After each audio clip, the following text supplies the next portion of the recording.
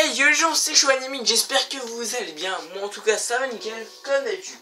Aujourd'hui on se retrouve sur Gran Turismo 6 pour une nouvelle vidéo sur les véhicules. Donc c'est la Audi R10 TDI, donc qui date de 2006.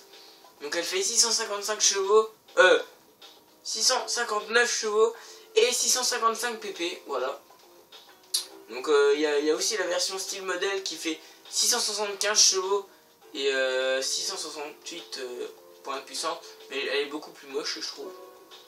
Alors que là elle est bien décorée, enfin elle a les couleurs normales, donc avec le shell, le TDI sur le côté, voilà. Donc V-Power diesel. Donc 2006, elle vaut 1 980 000. Donc c'est assez cher. Et c'est pour avoir un prototype, faut payer le prix là quoi. Alors moi personnellement, c'est mon prototype Audi préféré. Je le trouve plus beau que la Audi R8 et plus beau que la Audi R18, qui est pas très belle. Bon, celle-là elle est vraiment belle je trouve. En plus je trouve que le TDI en rouge sur le côté ça rend vachement bien. Enfin bref, voilà.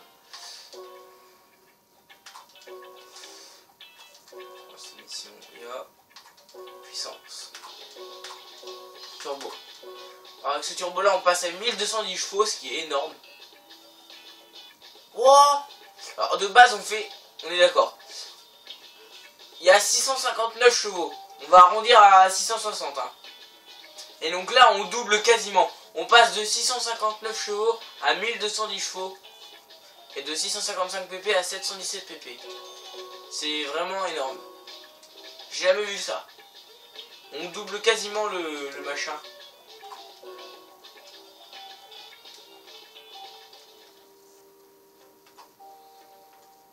Donc voilà. On va tester sur Route X. Sur Route X, je sais pas s'il y en a des Audi R10. Je sais qu'il y a des Audi R8, mais les Audi R10, je ne me souviens plus. En tout cas, cette voiture-là, niveau puissance, elle doit envoyer la sauce quand même. 1200 chevaux, c'est énorme.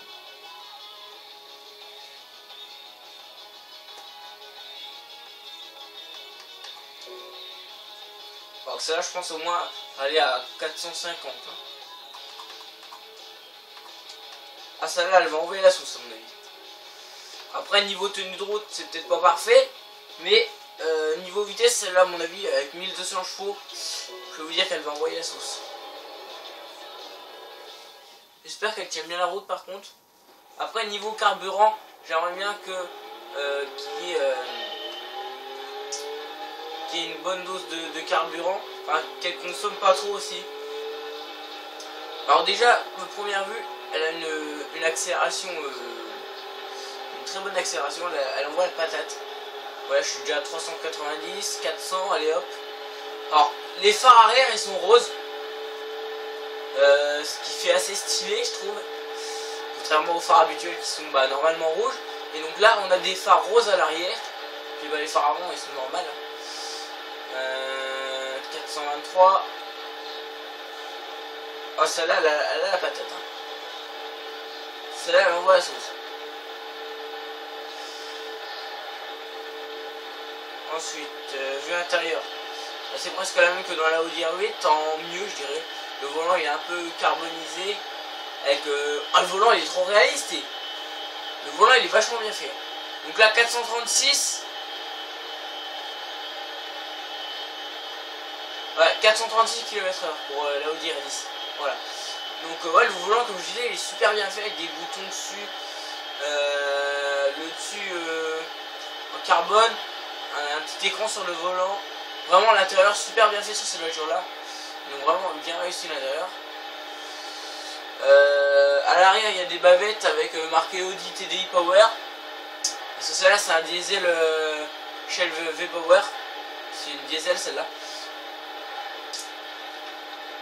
Mais ce que je kiffe vraiment c'est les phares à l'arrière, ils sont roses.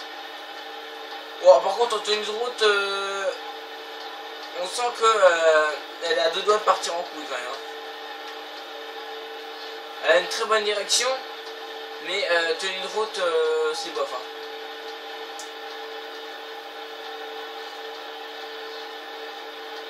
Enfin, on tourne quand même facilement. Mais ce que je veux dire, c'est que, vous voyez, la direction, elle zigzague beaucoup quand on tourne. Hein. Si je fais gauche-droite, gauche-droite, enfin, je fais toujours comme ça avec les voitures. Je fais tout le temps comme ça. Je la fais tourner un peu en zigzag pour voir si elle tourne bien. Et plus elle tourne bien, plus moins la tenue de route, parce que ouais, si je fais ça à force, je vais perdre le contrôle et je vais partir en couille. Alors que si je fais ça avec la Pagani Huayra, tout de suite je vais partir en couille. Là je fais ça avec la Audi, si je pars pas en couille, c'est que ça va encore. C'est un petit test que je fais tout le temps. Dès que j'ai une voiture, dès que je commence à la conduire, je fais ça. Pour voir si elle tourne beaucoup. Alors si elle tourne pas beaucoup, c'est que il n'y a pas de problème. Niveau direction, c'est sûr qu'elle ne va pas tourner beaucoup, mais au moins la tenue de route ça sera bien. Par exemple pour la Bugatti Veyron, la tenue de route elle est vraiment excellente, mais le souci c'est qu'elle tourne pas beaucoup. Du coup à l'entrée d'un virage, même sur route X, il va falloir freiner. Alors qu'avec la Pagani Huayra, je passe les virages à 500. La tenue de route est très mauvaise, mais par contre elle tourne bien. Faut pas confondre tenue de route et maniabilité. Maniabilité c'est si elle tourne bien. Tenue de route c'est si elle tient la route tout simplement. C'est pas pareil. Plus elle tiendra bien la route, moins elle tournera. Enfin, après ça veut rien dire.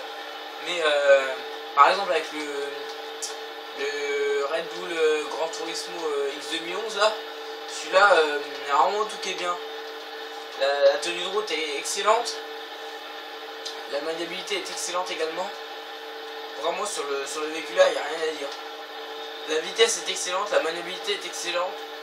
Le son du véhicule, le bruit du moteur, vraiment un bruit excellent. La voiture en elle-même est excellente. Il y a vraiment tout d'excellent dans le Red Bull. Ouais, je fais comme ça là. Wouh! Voilà, petit drive pour final. Donc voilà, la Audi A8, je suis vraiment conquis de cette voiture. Je suis vraiment épaté par ce véhicule qui est très rapide. Hein. Voilà. Donc faut voir que je le teste dans une course avec les arrêts au stand pour voir si elle consomme beaucoup. Voilà. Donc voilà, c'est déjà la fin de cette vidéo. J'espère qu'elle vous a plu. Si c'est le cas, n'hésitez pas à la liker. Hein. Ça fait toujours plaisir, un petit like. Voilà. N'hésitez pas aussi à vous abonner à ma chaîne si ce n'est pas encore déjà fait. Et moi je vais vous laisser sur ces images. D'ici là, tous bon game. Et ciao tout le monde, salut!